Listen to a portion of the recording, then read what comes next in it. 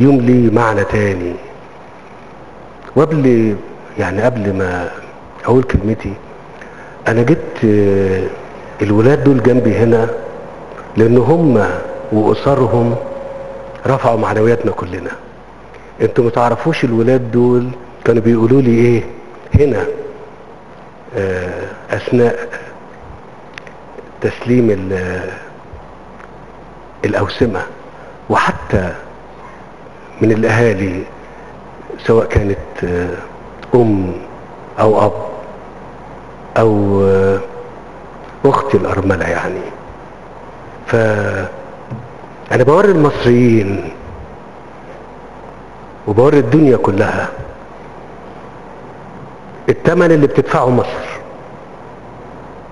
الثمن اللي بتدفعه مصر عشان تبقى واحة للخير والسلام والامن والاستقرار. الولاد اللي موجودين جنبي دول يعني ضحى ودفع ابائهم اللي هم اخواتنا واولادنا عشان مصر تفضل مصر. مش عايزين ننسى ده.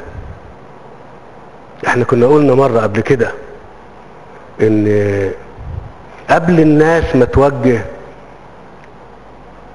النار للمصريين هتوجهوا للجيش وللشرطة، وده اللي بيحصل. بس لاجل خاطر مصر، لاجل خاطر مصر. انا بس عبد الله كان بيقول يعني لئن بسطت الي يدك لا تقتلني يا عبد الله. لا، اللي هيرفع السلاح على مصر لا لا لا لا لا,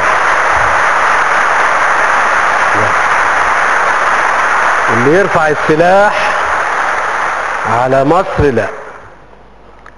انما احنا برضو خلي بالك ونخلي بالنا كلنا ان احنا برضو بنتعامل يا عبد الله بدولة القانون.